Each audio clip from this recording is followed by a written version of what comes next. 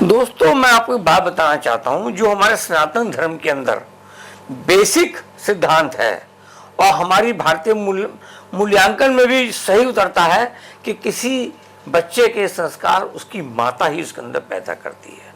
सबसे बड़ा शिक्षक माँ, उसके बाद कोई और। तो आप जो एक अद्भुत व्यक्ति से मिलने के लिए बैठे हैं, उनकी बातें सुन रहे हैं, इसके जो मूल में है वो इनकी माता जी हैं। और इनकी माता जी का नाम डॉक्टर आशानंद। मैं तो उनका बहुत बड़ा पुजारी, फैन, आप कुछ भी कहिए। वो एक ऐसी शख्सियत थी, मैं तो बाहर रह के उनको जानता हूँ, सम्मान करता हूँ, मांग करता हूँ।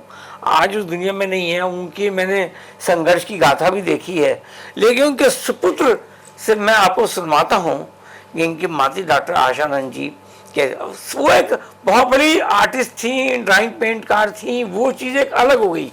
तो मैं उनके एक संपूर्ण व्यक्ति के लिए आपसे सवाल पूछना चाहता हूँ कि आप माता जी के बारे में कुछ हमारे दर्शकों को परिचय कराइए। मम्मी के बारे में आपने पूछा, उनकी लाइफ भी बड़ी डिफरेंट रही। एक तो 44 साल उन्होंने पढ़ाया डिग्री कॉलेज में। 44 साल की कौन से कॉलेज में? Smile degree college. Smile degree college. और 44 साल की नौकरी कम होती है लोगों की। उससे पहले उन्होंने अपनी स्टडीज़ भी शायद वहीं से की थी, जहाँ तक मुझे ध्यान है।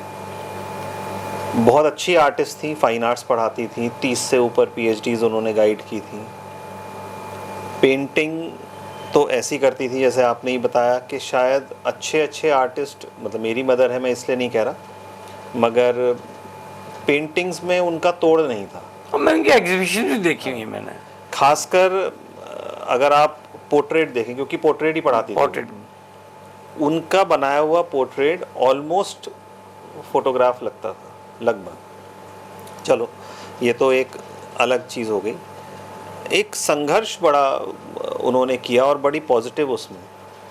जैसे मैंने अभी बताया, 2012 में उनको कैंसर डायग्नोज हुआ था, तो ऑपरेशन हुआ। ऑपरेशन के बाद फिर कीमो हुई। कीमो के टाइम पे उनको और कुछ प्रॉब्लम होने लगी थी, शायद कान की बोन में कुछ प्रॉब्लम थी, साइड इफेक्ट्स होने लगे। साइड इफेक्ट्स थे। तो फिर अगले साल फिर ऑपरेशन हुआ कान का। तो 10 साल उनके काफ़ी स्मूथ रहे। और फिर 2020 कोविड के बाद, कोविड का टाइम भी निकल गया। फिर 2021 में, शायद 20 तक हो गया था, 21 में दोबारा डायग्नोज हुआ। जब दोबारा डायग्नोज हुआ तो डॉक्टर ने ये कहा कि भाई अब ये ठीक नहीं होगा, सर्जरी हो नहीं सकती है, मगर कंट्रोल रहेगा दवाइयों से। और वो रहा भी। उसके बाद ही हमने मेनली कॉन्फ्रेंसेस स्टार्ट करी ऑथर्स को लेके, जो हमने कोविड में रिलेशंस बनाए थे। और सारी चीज़ें जो भी हमारी पब्लिक डीलिंग वाली रहती थी, उनमें स्टेज पे वही रहती थी हमेशा। तो मतलब अगर आप किसी को बताएं तो पता चलता था, वरना किसी को नहीं पता कि उनको कोई प्रॉब्लम है। ठीक थी, जिक्र भी नहीं करती थी, जिक्र भी नहीं करती थी। और इतनी तो स्ट्रेंथ थी उनमें कि वो कोई दिक्कत नहीं हुई। और वैसे भी मतलब कभी भी उनकी शायद अपनी आत्मशक्ति इतनी थी, या आप जो भी कहें, विल पावर इतनी थी कि उस चीज़ को वो आखिरी समय तक भी झेलती रही। 1-2 महीने थोड़ी सी प्रॉब्लम ज़रूर हुई जी, मगर ऐसा नहीं था कि वो बिल्कुल ही बेड पे हो या कुछ हो। मतलब सारा काम अपना खुद ही करती रही आखिरी समय तक भी। तो किसी पे डिपेंडेंट थी नहीं। हिम्मत नहीं हारी। ना, हिम्मत नहीं हारी। कभी डिप्रेशन में नहीं गई। ना। और बल्कि आखिरी के शायद 2 सालों में तो उनकी किताब भी प्रकाशित हुई। कविताओं की बुक थी, उनका सपना था, तो वो भी पूरा हुआ। काफ़ी लोगों ने उसे सराहा भी, किताब को, और काफ़ी लोगों के उसमें फॉरवर्ड्स भी हैं। तो अगर लाइफ स्केच को देखा जाए तो काफ़ी दृढ़ता से, काफ़ी स्ट्रॉन्ग विल पावर से और एक चार्मिंग पर्सनैलिटी के रहते उन्होंने अपनी लाइफ जितनी भी थी, भाई लाइफ तो जितनी है वो तो आपके हाथ में है नहीं है, जितनी भी थी वो उन्होंने पूरे आत्मविश्वास से जी। उनके उस दौर का मैं भी साक्षी हूँ, क्योंकि वो जब भी कविताएं लिखती थी वो मेरे व्हाट्सएप पे भेजती थी, फिर फ़ोन करती कि भैया देखना इसमें क्या सजेशन है, मैं अपने हिसाब से वो सजेशन दे देता था। तो उसके बाद उनका रूटीन बन गया था और मैं बड़ा खुश हूँ कि उनके इस संसार में जाने से पहले उनकी किताब आपने पब्लिश की। मैंने आपको फ़ोन करके साधुवाद भी दिया था, आज भी साधुवाद देता हूँ कि एक आपने बहुत अच्छा काम किया। देखिए होता क्या है ज़िंदगी के में, इंसान के जाने के बाद कई सारी चीज़ें की जाती हैं, काश वो उनके रहते हो जाए तो उसका एक मज़ा अलग ही है। अब मैं आपसे डिटेल जानना चाहता हूँ क्योंकि वो एक बड़ा समाज का एक ऐसा कार्य आपकी मम्मी ने किया कि उन्होंने अपने उस कैंसर के संघर्ष वाले पीरियड के दौरान इस शहर में बहुत सी लेडीज़ हैं। दरअसल क्या है कि जेंट्स को प्रोस्टेट का कैंसर और लेडीज़ को ब्रेस्ट का कैंसर होता है, तो सब लोग हेजिटेट करते हैं किसी रिसर्च करने में, बताने में। आजकल तो फिर भी बहुत एडवांस हो गया, लेकिन उन्होंने एक ग्रुप तैयार किया जिन्होंने लोगों को मोटिवेट किया। कैंसर में इंसान बीमारी से कम मरता है, अपनी मानसिक स्थिति से ज़्यादा डिप्रेशन में चला जाता है और हिम्मत हार जाता है। और जैसा कि आपने कहा कि जिसके जितने दिन लिखे हो तो नहीं, लेकिन उन्होंने आखिरी मोमेंट तक वो संघर्ष किया, पॉजिटिविटी रही उनके अंदर। और जो उन्होंने एक, मुझे याद नहीं आ रहा किस नाम से ग्रुप बनाया था, लेकिन डॉक्टर उमंग मित्तल के साथ में कैंसर सर्वाइवर का ग्रुप बनाया था। मैं चाहूँगा जरा सा उस विषय में भी आप बताएं हमें दर्शकों को, ताकि अगर कोई ऐसी हमारी माताएं बहनें बेटियां कुछ जूझ रही हैं तो उनको उससे एक सबक मिलेगा, प्रेरणा मिलेगी, मोटिवेशन मिलेगा। बेसिकली वो ग्रुप डॉक्टर उमंग मित्तल के साथ ही बना था। इनफैक्ट डॉक्टर उमंग मित्तल का ही ग्रुप था और उन्होंने जब उसे बनाया तो मम्मी को एज प्रेसिडेंट लिया उन्होंने, और उम्मीद नाम था उसका। जी उम्मीद। हाँ, उम्मीद, अ कैंसर सर्वाइवर्स ग्रुप जी अभी भी चल रहा है। और उसमें काफ़ी जो सर्वाइवर्स थे, लेडीज़ थी, वो भी हैं उसमें। डॉक्टर साहब का काफ़ी सपोर्ट रहता है जी। और काफ़ी सपोर्ट मम्मी के ट्रीटमेंट में भी रहा। जब उनको पहली बार हुआ था, ऑपरेशन हुआ था, डॉक्टर साहब ने किया था, डॉक्टर उमंग ने, और दोबारा भी उन्हीं के ट्रीटमेंट में रही वो। तो ग्रुप बहुत अच्छा था, मोटिवेशनल फैक्टर बहुत रहा, बहुत लोग उसके साथ जुड़ते उसकी रहे। एक्टिविटीज क्या थी उम्मीद की, मैं वो थोड़ा सा जानना चाहता हूँ। मेनली जो एक्टिविटी है, जो कोर थी, बाकी तो खैर बहुत सारी चीज़ें हो जाती हैं, कोर ये थी कि किसी को हुआ है अगर, उसके साथ साथ, पेशेंट के साथ साथ फैमिली भी पूरी इन्वॉल्व हो जाती है और डिप्रेशन में चली सफ़र जाती है, सफ़र करती है। तो उस सफरिंग से निकालने के लिए एक मोटिवेशनल, एक कह सकते हैं रीइंफोर्समेंट देने के लिए वो ग्रुप बना है कि भाई अगर किसी को हो गया है तो एक तो लोगों को ये नहीं मानना चाहिए हो गया है तो बस अब तो उल्टे दिन गिनने हैं, ऐसा नहीं है। ट्रीटमेंट्स हैं, बहुत अच्छे डॉक्टर्स हैं, अच्छे ट्रीटमेंट्स हैं, आदमी ठीक हो जाता है। नहीं, मैं जानना चाहता हूँ उम्मीद के जो कार्यकर्ता थे, जो उसके मेंबर थे, वो उनकी एक्टिविटीज़ क्या रहती थी? वो कोई सेमिनार करते थे, पर्सनली जाके कॉन्टेक्ट करके? पर्सनली मैं वही बता रहा हूँ, क्योंकि जैसे आप हॉस्पिटल में कोई आया, कीमो के लिए आया, तो उस समय जो उसकी मेंटल स्थिति होती है, गॉन। हाँ, तो उस समय 75% गॉन। तो वहीं पर ही हॉस्पिटल में ही वो लोग जाकर उनको मोटिवेट करना, फैमिली को मोटिवेट करना कि नहीं ऐसा नहीं है, ठीक हो सकता है, ठीक हो जाएगा। देखो होना है नहीं होना वो बात की बात है, मगर एक मोटिवेशनल फैक्टर अगर है और इच्छा शक्ति अगर है तो बहुत सारी चीज़ें ठीक हो भी जाती हैं। नहीं, ये तो आपकी बात बिल्कुल सोलाने ठीक है, क्योंकि मरीज वही ठीक होता है जो ठीक होना चाहे। जो ठीक नहीं होना चाहे हिम्मत हार, जो ठीक नहीं होता। मैं आपकी बात से सहमत हूँ। तो मेनली वहाँ पे है, कुछ सेमिनार्स वगैरह भी करते थे, डॉक्टर साहब भी करते थे, उसमें वो सहभागी रहते थे सब लोग, और मेनली 1-to-1 काउंसलिंग ज़्यादा रहती थी। वेरी गुड, ये पॉइंट है। और 1-to-1 काउंसलिंग का ही रिजल्ट होता है। बिल्कुल। ग्रुप में तो चलो आपने मंच पे से कोई बोल रहा है, कोई बैठे हुए लोग सुन भी रहे हैं, कुछ नहीं भी सुन रहे हैं, पर 1-to-1 काउंसलिंग में तो आप डायरेक्ट इम्पैक्ट देते हैं। तो मेनली काम उसका डायरेक्ट इम्पैक्ट था, आज भी होगा, खैर चल ही रहा है ग्रुप। तो उसमें मैंने कुछ ऑब्जर्व किया था कि इन्होंने कोविड के अंदर फिर ऑनलाइन भी ये उम्मीद के प्रोग्राम चलाए थे, और ख़ास तौर से उनका जो जोर रहता था कि मान लो कोई कैंसर सर्वाइवर है जो चुप रहता वो भी आके अपने बोले में विचार व्यक्त करे, तो उसमें कॉन्फिडेंस आता था और उसकी विल पावर स्ट्रांग होती भाई कोई आके अगर ये कह रहा है कि मुझे था और मैं सही हो गया या हो गई, तो सामने वाले को ये तो एक लग ही जाता है कि भाई जब ये सही हो गए तो हम भी हो सकते हैं। तो तन्मय जी, मैं तो आपसे रिक्वेस्ट करूंगा इस परिचर्चा अनप्लग्ड के दर्शकों की तरफ से भी, अपनी तरफ से भी, कि इस उम्मीद वाले प्रोग्राम को आप थोड़ा सा और इनिशिएटिव लेके अपनी मम्मी के इस, जो उन्होंने एक पौधा रोपा था, बीज बोया था, पौधा बन गया, उसमें आप पानी देने का, सींचने का काम आप करें। तो इसमें अगर थोड़ा बहुत कहीं से कुछ हमारे लिए कुछ सेवा हो तो हमें बताएं, लेकिन इसको आप ज़रा सा ये आगे बढ़ाएं। अभी भी बहुत ऐसे पेशेंट्स हैं अनगिनत के जो मॉरली डाउन हैं, फाइनेंशियली वीक हैं, उन्हें किस किस तरह की हेल्प चाहिए और सब तरह की हेल्प हो जाती है। तो अगर आपने थोड़ा सा इस पौधे को और सींच देंगे तो वो भी ऊपर से प्रसन्न होंगी। और एक नहीं, बिल्कुल बिल्कुल, क्योंकि ये ग्रुप जो है बेसिकली बनाया तो डॉक्टर उमंग ने था, इन लोगों को अपने साथ लिया, कोई ना कोई तो इनिशिएटिव लेता ही है। तो डॉक्टर उमंग अभी भी उसे चला रहे हैं और हमसे जो हो सकता है वो डेफिनेटली हम करते ही हैं और आगे भी करेंगे। अच्छा तन्मय जी, ये बताइए कि आप बहुत लिटरेरी इंसान है अपने आप में, आप एक लिटरेरी इंसान के सपुत्र हैं जिनका नाम डॉक्टर आशा आनंद। आपका बेटा भी बहुत लिटरेरी इंसान है, उस बेटे के बारे में बात करूंगा थोड़ी देर बाद।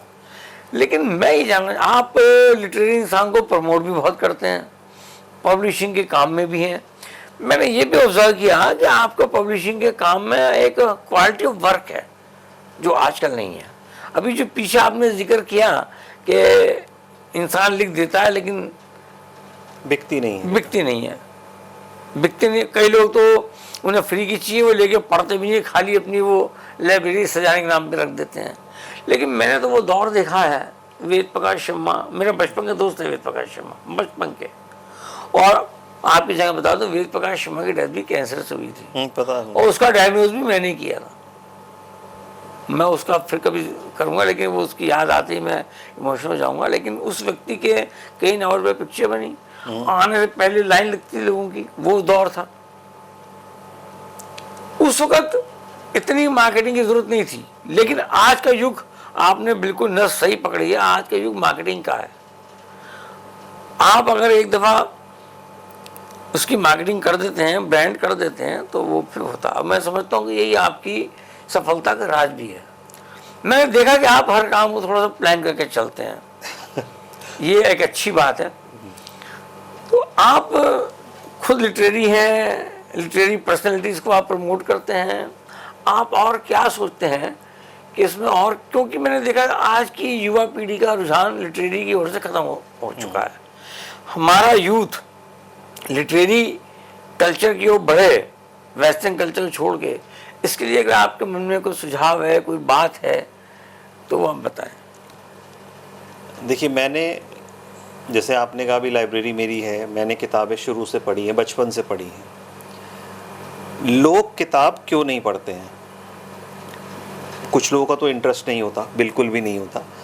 कुछ लोग ऐसे हैं, एक ख़ास तबका, जो किताब पढ़ना चाहता है मगर पढ़ नहीं पाता है, क्योंकि अभी तक हमें बचपन से सिखाया भी यही गया है, हमने देखा भी यही है कि आप टफ से टफ लैंग्वेज लिखें तभी आप लिटरेरी माने जाएंगे। और वो इतनी टफ हो जाती है कई बार लैंग्वेज कि जब सामने वाले को जब समझ में ही नहीं आएगी तो इंटरेस्ट अपने आप ही डेवलप नहीं होगा। अब आपने किसी बच्चे को किताब दी, मैं नाम नहीं लूँगा किसी ऑथर का, आपने किताब दी और वो उसके 1 चैप्टर पूरा कर लिया, 2 चैप्टर पूरे कर लिए, 4 चैप्टर पूरे कर लिए, और उसे यही नहीं समझ में आया कि उसने पढ़ा क्या। ऐसे ऐसे शब्द जो उसने जीवन में नहीं सुने, क्लिश शब्दों का इस्तेमाल जो है वो, चाहे वो हिंदी, आपने मेरे मन की बात कही है ना, चाहे वो हिंदी हो चाहे वो इंग्लिश हो। हमारा यूथ इसलिए किताब नहीं पढ़ पाता और हम इसमें पीछे रह गए क्योंकि हमारे यहाँ इंडिया में खासकर अगर आप फॉरेन ऑथर्स की बुक उठाएंगे तो वो सरल इंग्लिश में मिलेंगी, और इंडियन ऑथर्स की किताब उठाएंगे तो वो टफ इंग्लिश में मिलेगी। क्योंकि हम शायद ये दिखाने की कोशिश करते हैं कि हम भी अंग्रेज़ी जानते हैं, है ना, हमारी मातृभाषा ना होते हुए भी हम जानते हैं।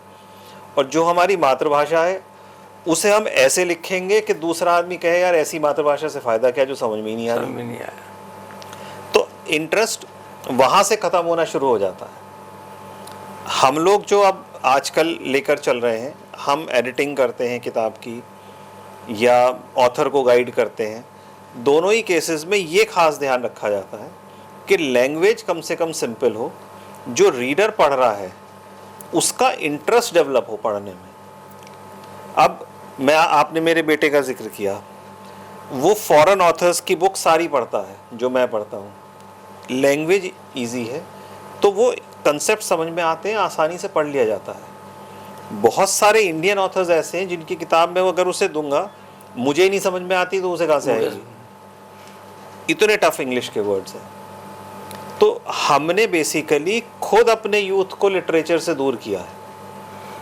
आप इसमें क्या कहना, आप ये कहना चाहते हैं कि अगर हमको मोटिवेट करना है जो बुक्स नहीं पढ़ते, आसान तो उन्हें language है। आसान भाषा के अंदर राइटिंग वाली किताबें भाई दें। आसान भाषा में भी तो ग्रामर सही हो सकती है। नहीं, ग्रामर सही होगा ना, मन के भाव जब हम बोलते हैं, जब मन के भाव हमारे निकलते हैं, हम व्याकरण तो कहते हैं इसमें अनुप्रास अलंकार है या कौन सा अलंकार है, हमें जो मन में भाव आते हैं, जब हम सेंटिमेंटल होते हैं, इमोशनल होते हैं, जब हमारी आंख में आंसू होते हैं, तब हम ये नहीं देखते व्याकरण क्या है। मन के भाव को कोई व्याकरण की जरूरत नहीं है। बेटे के बारे में जरा सा जितना मैं जानता हूँ, लेकिन आज ऐसा मौका मिला कि मैं और ज़्यादा जानूँ, गहरे जानूँ, मेरे साथ साथ दर्शक भी जाने। मैं तो बहुत कुछ जानता हूँ, लेकिन मैं चाहता हूँ मैं दर्शक भी जाने कि वो जो हमारा यूथ है उसकी क्या उम्र है, उसकी क्या बैकग्राउंड है। एक चेन चली दादी से, पापा से, अब बेटा आ गया, बेटा भी आगे ऊंचाइयों पे छोटी सी उम्र में पहुँच गया। किस उम्र का है बच्चा, नाम क्या है उसका? बेटा है मेरा अथर्व जी, और इस समय 17 का हो जाएगा। जी, तो मेनली किशोर अवस्था से युवावस्था में आने जा रहा है। हाँ, अब बेसिकली क्या है कि किताबें वो पढ़ रहा है, अभी 11th में आया है। किताबें वो पढ़ रहा है जब वो मेरे ख्याल से शायद 6th में था तब से। वाह। और क्योंकि घर में लाइब्रेरी थी, घर में माहौल था। मोबाइल हमने दिया नहीं था उसे, मोबाइल हमने अभी भी नहीं दिया हुआ है, खुद का मोबाइल उसका आज भी नहीं है। Very good. तो दर्शकों ध्यान दीजिएगा इस बात के ऊपर, 11वीं में पढ़ता है बेटा और आज भी मोबाइल नहीं है। भाई क्लास करनी होती है कुछ है, या तो हमारे मोबाइल से कर लेता है या जो घर में एक कॉमन फ़ोन होता है। अब आजकल लैंडलाइन तो है जी नहीं। जी, आजकल वो लैंडलाइन का काम भी एक मोबाइल घर में कॉमन होता है, तो उससे हो जाता है। अपना पर्सनल फ़ोन नहीं है। किताबें पढ़ेगा, नेचुरली जब खाली हो गया तो किताबें पढ़ेगा, न्यूज़पेपर पढ़ेगा। न्यूज़पेपर पढ़ने की उसे हैबिट बचपन से है, पूरा न्यूज़पेपर पढ़ता है। पूरा तो हमने नहीं पढ़ा आज तक, मगर उसे पूरा पढ़ना होता है शुरू से। तो और जब वो 8th में था तब उसकी पहली किताब आई थी। न्यूज़पेपर इंग्लिश हिंदी दोनों ही पढ़ता है। इंग्लिश हाँ, का थोड़ा यही सा मैं कहना चाहता कि दोनों पढ़ना जरूरी हाँ, है। दोनों ही है। हिंदी में थोड़ा सा आजकल जो न्यूज़ आ रही है वो नेगेटिव कंटेंट ज़्यादा होता है। देखिए ऐसा मगर ये है है कि न्यूज़ तो न्यूज़ आप न्यूज़ का हेडिंग देखिए, हेडिंग आपके इंटरेस्ट का है तो आगे जाइए, हाँ। वरना छोड़ दिए। कोई हंटर लेके थोड़ी खड़ा कि आप पूरी न्यूज़ पढ़ एडिटोरियल तो पढ़ा ही जा सकता है खैर दोनों में। और 3 किताबें वो लिख चुका है। वाह। 8th में पहली किताब आई थी। क्या नाम? बुक्स का जब वो 8th में था? 8th में पहली किताब आई थी जी। वो क्विज के ऊपर थी। अच्छा। दूसरी किताब भी क्विज पे थी, वो इंडियन हिस्ट्री के क्विज पे थी। वो 9th के शुरू में आ गई थी। और एक 9th का जब ये ख़त्म कर रहा था 9th, तो तीसरी किताब आई थी वो इंडियन माइथोलॉजी की स्टोरीज़, और उन माइथोलॉजी की उन स्टोरीज से क्या मॉरल वैल्यूज़ हम सीख सकते हैं उनके ऊपर थी। ये किताबें कौन सी भाषा में? ये तो इंग्लिश में है तीनों? हाँ, किताबें इंग्लिश में। मैं आपको एक निवेदन करना चाहूँ इस मंच के माध्यम से कि ये तीनों जो आपने टॉपिक बताए हैं ये बड़े इस जनरेशन के लिए बड़े काम के हैं। इनका आप हिंदी रूपांतरण ट्रांसलेशन करा के इसको भी पब्लिश कीजिए आप। बिल्कुल पाइपलाइन में ये है। बहुत बच्चों के काम आएगा। आप देखिए अभी भी हिंदुस्तान की अधिकतर जो जनता है जिनके बच्चे स्कूल नहीं जा पाते, जाते हैं तो उनके पास मीन्स नहीं है। मैं कई ऐसे स्कूलों से जुड़ा हुआ हूँ, ये उन बच्चों की ज़िंदगी बदल सकते हैं। आप देखें ना कि कलाम कैसे बनते हैं, ये उन बच्चों की ज़िंदगी बदल सकता है। कई सारे कलाम पैदा कर सकता है आपका बेटा। बिल्कुल। तो ये मेरा आपसे निवेदन है, करबद्ध निवेदन है कि इसका हिंदी ट्रांसलेशन करके ज़रूर आप जल्दी जैसे भी हो करवाइए। डेफिनेटली 10th में उसने ब्रेक लिया था क्योंकि बोर्ड था, और 11th में अब जैसे आया है तो 11th में चौथी किताब पे काम कर रहा है। वो थोड़ा सा प्रेस्टिजियस और बड़ा प्रोजेक्ट है। बेसिकली टाइटल है wheel of the ages. Wheel of the ages. हाँ, ये बेसिकली सतयुग, द्वापर, त्रेता, इनकी कहानियों पे बेस्ड है। 17 साल का बच्चा किस किस पे काम कर रहा? युग सतयुग? सतयुग, कलयुग, सतयुग, त्रेता और द्वापर। द्वापर और अब कलयुग आ गया। हाँ, कलयुग में तो खैर थोड़ी बहुत ही होंगी स्टोरीज, अभी कुछ अवतार तो आया नहीं। दर्शकों देख रहे हैं आप, 17 साल की उम्र का बालक, आप ये समझ सकते हैं किस परिवार से आज आप रूबरू हो रहे हैं। संस्कार कैसे बनते हैं, कैसे डाले जाते हैं, कैसे उनको बढ़ाया जाता है, इसके लिए थोड़ी तपस्या तो करनी पड़ती है। आप हिमालय पर जाके साधना करें जरूरी नहीं है। ग्रस्त में रह के आप जितने देखे हमारे देवी देवता भगवान है, सब ग्रस्त है। ग्रस्त में रहकर आप कैसे साधना करें, ये गीता सिखाती है और उसका एक साक्षात उदाहरण आज हमारे सामने है। मैं साधुवाद देता हूँ और मैं उम्मीद करता हूँ और उस बच्चे को आशीर्वाद भी देता हूँ। मैं समझता हूँ हमारे दर्शक भी बच्चे को आशीर्वाद देंगे कि जो इस प्रेस्टिजियस चौथी किताब को वो संपूर्ण करने जा रहा है, वो उसकी इच्छाओं से कई कई गुना आगे जाके उन ऊंचाइयों को प्राप्त करे वो। तो मैं आपसे बस 2 बातें और जानना चाहता हूँ। एक तो आपकी जो भी रेस्ट ऑफ लाइफ है उसके आपके क्या उद्देश्य हैं, क्या क्या हैं, और जैसे आपके पास तो ऑथर हैं, वो किस किस तरह के ऑथर हैं? एजुकेशनल ऑथर हैं, पोएट शायर हैं, या लिटरेरी हैं, किस किस टाइप के हैं, मेरे उसके बारे में थोड़ा सा बताएं। पब्लिशिंग हाउस में, पब्लिशिंग हाउस में आपके ऑथर आ रहे हैं। मतलब मैं ये जानना चाहता हूँ कि आज के पब्लिक का रुझान किस तरफ है। कुछ जो एजुकेशनल है लिखते हैं वो तो उन्हें उनका तो केवल अलग पैसा कमाना है। क्या आध्यात्मिक और लिटरेरी रुझान भी लोगों में है या नहीं है? और दूसरा सवाल ये कि आप अगले जो आपके जो भी रेस्ट ऑफ लाइफ है उसके लिए आपने कोई चीज़ सोच रखी हो, कोई उद्देश्य तय कर रखे हों, या कुछ ऐसी आपकी अधूरी इच्छा है कि जैसे मम्मी की थी किताबों कविताओं की किताब की, वो उनके जाने से पहले आपने संपूर्ण कर दी। ऐसी आपको ऐसी इच्छा है कि हाँ मुझे ये एक मेरा ड्रीम प्रोजेक्ट है जो मुझे इसे करना है? ये एक अच्छा सवाल था। 2 सवाल हैं बेसिकली। एक तो कि भाई हमारे पब्लिशिंग हाउस में कौन कौन से ऑथर्स हैं, किस किस चीज़ पे रुझान उनका ज़्यादा है। आज की डेट में मैंने ये देखा है कि जो यंगस्टर्स हैं वो थोड़ा सा स्पिरिचुअल फिर भी ज़्यादा लिख रहे हैं कंपैरेटिवली। फिक्शन तो खैर लिखते ही हैं, फिक्शन में भी खासकर माइथोलॉजी अच्छा और हॉरर, और ये एक नया जैसे कहते हैं ना फैशन है। थोड़ा सा वो एक्शन वाला दौर कम हो गया है जी। जैसे आपने वेद प्रकाश शर्मा जी का बताया, वो पल्प फिक्शन नाम से जो किताबें आती थी वो प्योर एक्शन मसाला थ्रिलर टाइप होती थी। थ्रिलर्स का ज़माना अब भी है, मगर अब या तो माइथोलॉजी से लिंक होता है या कुछ सुपरनैचुरल एलिमेंट होता है, या आजकल पॉलिटिकल अनरेस्ट बहुत है हमारी दुनिया में तो वो पॉलिटिक्स से रिलेटेड होता है, तो वो थोड़ा सा डिफरेंट हो गया है। दूसरा, बच्चे पोइट्री बहुत कर रहे हैं और पोइट्री का भी ये एक अच्छा साइन है। हाँ, पोइट्री का भी वो भी चेंज हुआ है, जिसे कहते हैं ना एक प्रारूप चेंज हुआ है। जैसे ओपन माइक एक कंसेप्ट आया है।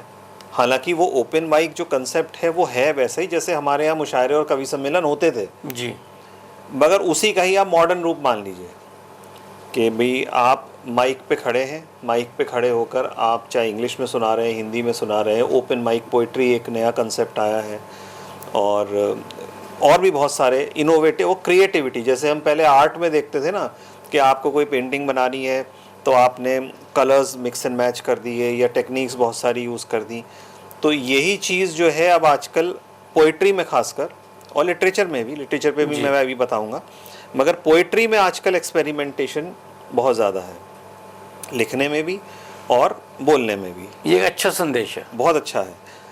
क्योंकि इससे होता क्या है कि वही वाली चीज़ कि आप अगर बहुत डिफ़िकल्ट करके कोई चीज़ कर रहे हैं तो उसका दायरा सीमित हो जाता है। अगर आप बहुत सरल करके कोई चीज़ बना रहे हैं और क्रिएटिव करके बना रहे हैं तो दायरा बढ़ जाता है, लोगों को इंटरेस्ट आने लगता है। मुशायरे मेरे ख्याल से बच्चे नहीं देखते थे, नहीं देखते। ओपन माइक आजकल बच्चे ही करते हैं और बच्चे ही देखते हैं, यंगस्टर्स मतलब। ये एक अच्छा साइन है क्योंकि क्रिएटिविटी की वजह से पोइट्री चेंज हुई। यही चीज़ लिटरेचर में है। माइथोलॉजी को लेकर बहुत सारी क्रिएटिविटी है जी। आपने रामायण के ऊपर आप देख, सबसे ज़्यादा लिखा गया है महाभारत के ऊपर, उसके बाद लिखा गया है रामायण के ऊपर, उसके बाद पुराण जो है। पुराण पे लोग कम लिखते हैं क्योंकि वो बहुत सारे पुराण हैं, बहुत सारी स्टोरीज हैं थोड़ा उनमें। सा समझना कठिन है। रामायण महाभारत क्योंकि हम सीरियल्स भी देख चुके हैं और कोविड में तो सबने वो रिवीजन ले लिया दोबारा, बिल्कुल। तो वो उस पे लोग ज़्यादा लिखते हैं। एक चीज़ है जो थोड़ा आप उसको डिबेटेबल टॉपिक कह सकते हैं, कंट्रोवर्शियल तो नहीं, क्रिएटिव लिबर्टी एक वर्ड है लिटरेचर में, वो होना चाहिए। कुछ जगह अच्छी बात भी है पर उसका दुरुपयोग भी बहुत हुआ है। अब आप अगर हमारे ग्रंथों में क्रिएटिव लिबर्टी लेते हैं, जो लिया जा रहा है, तो थोड़ा सा डिबेटेबल है। कुछ लोगों ने लिखा कि, जैसे हम रामायण की बात करें, कुछ लोगों ने लिखा कि भी रावण बहुत अच्छा था, उसकी तो कोई गलती नहीं थी, और उसी पे ही आपने पूरी किताब लिख दी। अब अगर जो यंगस्टर उसे पढ़ेंगे तो दिमाग में एक सवाल आता है, अभी तक तो हमें ये बताया गया राम बहुत अच्छे थे, अब ये कह रहे हैं जी रावण बहुत अच्छे थे। वो तो आपने ऐसा जिक्र छेड़ दिया ना कि बात निकलेगी तो दूर तक जाएगी, और ये तो बिल्कुल आप सही आपने नस पकड़ी है। तो मैं आज के अपने माननीय अतिथि श्री तन्मय शर्मा से निवेदन करूंगा कि हमारे दर्शकों को जो भी संदेश देना चाहें वो संदेश देने का कष्ट करें। बेसिकली आजकल मैं लोगों को सिर्फ एक ही संदेश देता घूम रहा हूँ जी, आप तो बैठे घूम कर रहे हैं। नहीं, वैसे जनरली चलिए, कि हर घर में मिनिमम एक लेखक ज़रूर होना चाहिए। वाह, उसका रीज़न है, एक तो आप एक लेगेसी छोड़ के जाते हैं आने वाली जनरेशन के लिए, आपके बाद भी किताब रहती है, ये तो एक अलग चीज़ होगी, चलो पर्सनल सेटिस्फेक्शन की चीज़ हो गई। दूसरी चीज़ इससे जो बेनिफिट है, आप किसी भी फील्ड में हैं, अगर आपने किताब लिखी है तो वो एक अल्टीमेट सोर्स है आपकी पर्सनल और प्रोफेशनल ब्रांडिंग का। तीसरी चीज़, जब आपके घर में आप किताब लिखेंगे तो नेचुरली आप पढ़ेंगे, जब आप पढ़ेंगे तो आपके घर में जो बच्चे हैं उनको प्रभाव पड़ेगा ही पड़ेगा। सारे रीडर्स नहीं बनेंगे, कुछ तो प्रभाव पड़ेगा ही। भाई जिस समय आप किताब पढ़ रहे हैं उस समय कम से कम घर में शांति तो रहेगी, और शांति रहेगी तो फिर ये होगा कि भी बच्चे क्या करें, चलो यार एक किताब हम भी उठा के पढ़ लेते हैं। तो अगर हर घर में, और ये हमारा एक प्रोजेक्ट भी है, ये मिशन भी है कि हर घर में मिनिमम एक इंसान ऐसा ज़रूर होना चाहिए जिसने कम से कम एक किताब ज़रूर लिखी हो। चाहे आप पोइट्री पे लिखें, चाहे आप स्टोरी लिखें, चाहे माइथोलॉजी लिखें, सेल्फ हेल्प लिखें, आप एक्शन लिख लें, कॉमेडी लिख लें, मर्डर मिस्ट्री लिख लें, कुछ भी लिखें जिसमें आपको शौक़ है। आप क्राइम थ्रिलर लिखें, कोई दिक्कत नहीं है, लिखें। एक किताब मिनिमम ज़रूर होनी चाहिए। मैं तन्मय जी की बात से, इस बात से, विचार से पूर्णतः सहमत हूँ कि घर में एक लेखक होना चाहिए, लेकिन मैं इसमें एक एडिशन करूँगा, घर की मुर्गी दाल बराबर, घर में एक रीडर भी होना चाहिए। मेरे संपर्क में कई ऐसे लोग हैं कि जिनका बहुत बड़ा नाम है, घर में ही उनकी कोई कदर नहीं है, वो घर की मुर्गी दाल बराबर उसकी नहीं करते। लेखक होना चाहिए, मैं 101% सहमत हूँ, लेकिन उस घर में एक रीडर भी जरूर होना चाहिए। आप चाहे अपने घर वाले की किताब ना पढ़ो, दूसरे की पढ़ लो, जितना आप दूसरे पढ़ने लग जाओगे अपने वाले की भी पढ़ने लग जाओगे। ये बात बिल्कुल सही है कि आज के ज़माने में संस्कार डालने के लिए हमारा पढ़ाई की ओर रुझान होना बहुत जरूरी है। बीच में जो गैप आ गया था, पब्लिकेशन हाउसेस बंद होने की कगार पर आ गए थे, ये बात सच है। अब फिर से तन्मय शर्मा जैसे व्यक्तित्व की वजह से उसमें थोड़ा सा एक कि लहरी का प्रयास ही समझ लीजिए आप। मैं समझता हूँ कि वो एक दिन समुद्र बन जाए, वो शुभकामना है। और मैं भी अपने दर्शकों से कहना चाहता हूँ, देखिए दोस्तों, एक तो अगर आपको हमारे इस कार्यक्रम से परिचर्चा प्लेट से कोई आपके सुझाव हो, सहमति हो, असहमति हो, कोई आपको शिकायत हो, कुछ हो, आप अपने देना चाहें तो आप 9412782861, मैं फिर से रिपीट कर देता हूँ, 9412782861 पर आप संपर्क कर सकते हैं आप हमसे। और हमारा ये कार्यक्रम आपको कैसा लगा, आज का एपिसोड कैसा लगा, ज़रूर बताइएगा। अगर कोई कमी है तो भी ज़रूर बताइएगा। अच्छा ही है तो अगली बार हमारा कार्यक्रम ज़रूर देखिएगा, एपिसोड देखिएगा, उसकी सूचना आपको दी जाएगी। धन्यवाद। धन्यवाद तन्मय जी, आपका बहुत भी मज़ा आया। और हमारे सभी दर्शकों का भी बहुत बहुत धन्यवाद, आभार।